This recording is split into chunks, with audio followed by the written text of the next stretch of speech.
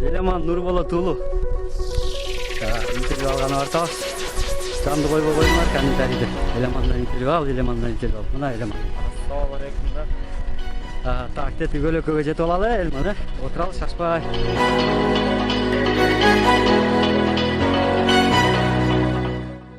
Ана, гүлүк чабыш болот. Кунан чабыш окшойт, кунан чабыш. Мынтип чаң болуп туруп өтүп кетет.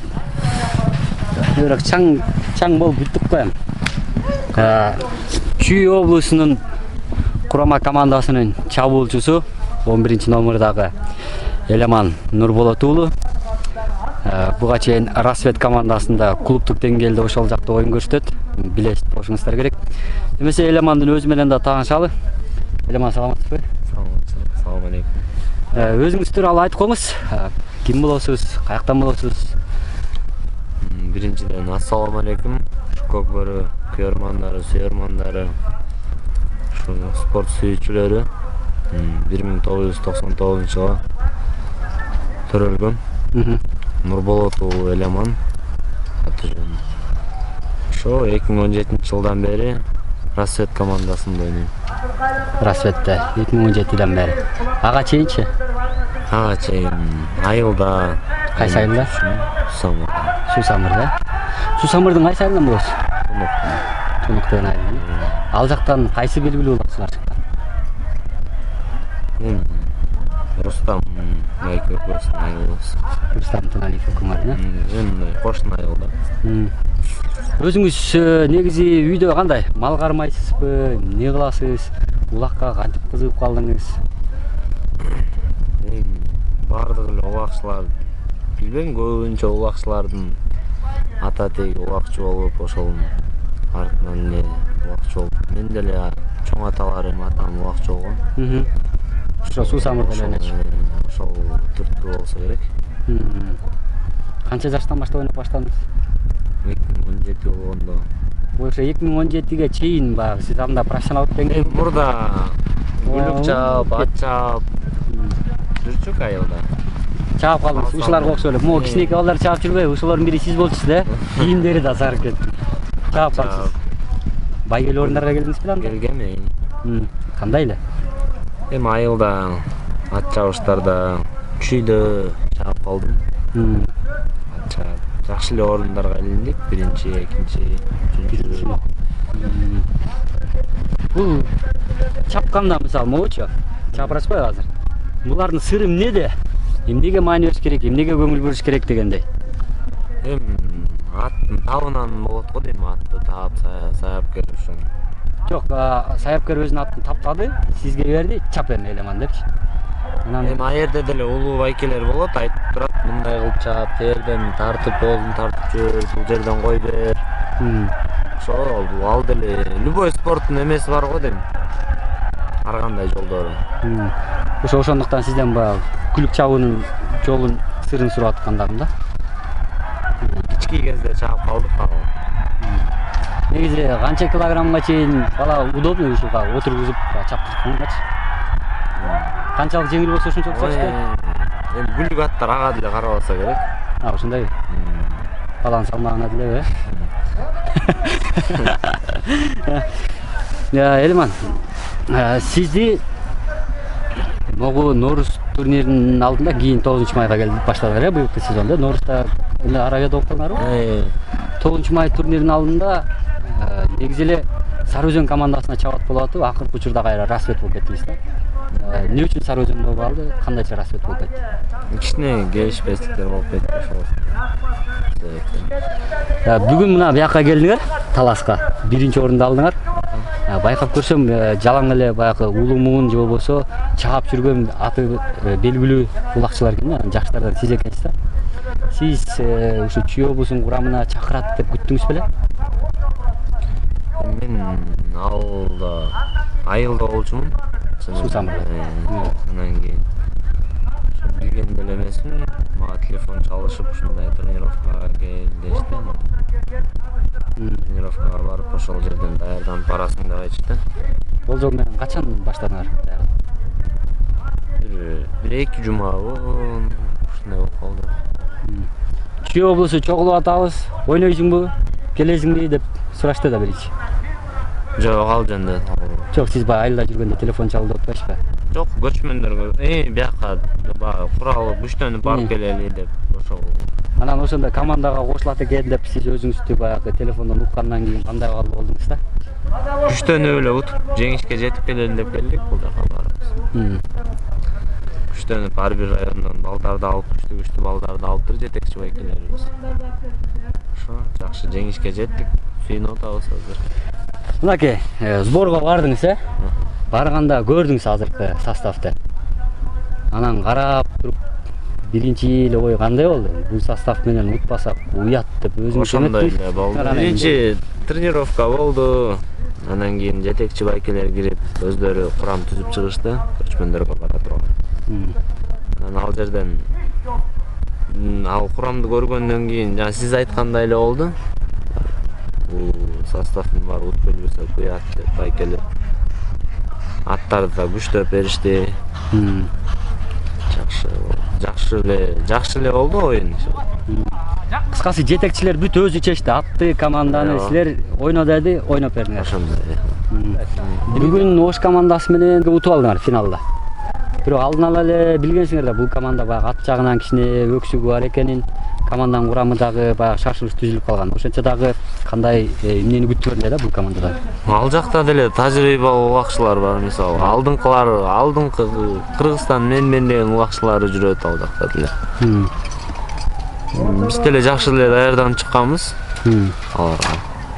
Алар деле утабыз деп чыкса керек. Жакшы оюн болду, жакшы оюн, элге жакшы оюн болду. Эми биякта бир принципиалдуу атаандаш, же болбосо күчтүү атаандаш силерге эң эле күчтүүсү Талас облусу болчу да. Кечээ Талас облусу менен жарым финалда ойнодуңар. Кечээ утуп алдыңар. Бирок кандай баягы оюндун учурунда кандай маанай менен чыктыңар эле, силер күткөндөй болдубу дегеним да.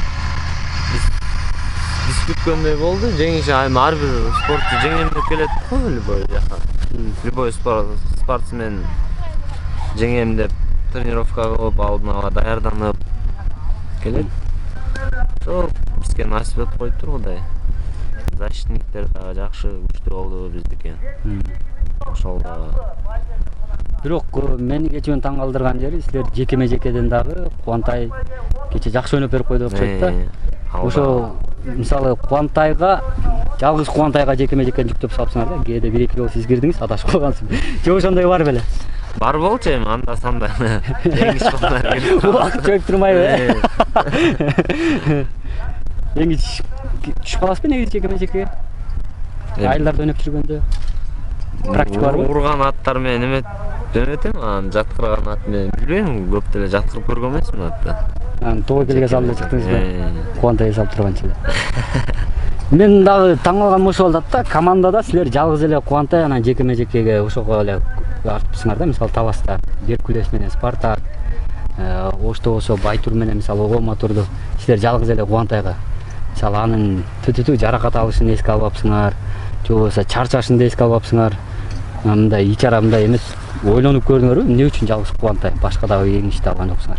Же эмне ошондо атайын ушундай эле? Негизи составды ошондой түзүшүптүр, анан кийин эң кичи балдар ортого кирип турасыңар алмак деп сүйлөшүлгөн ал жерде. Сизге да.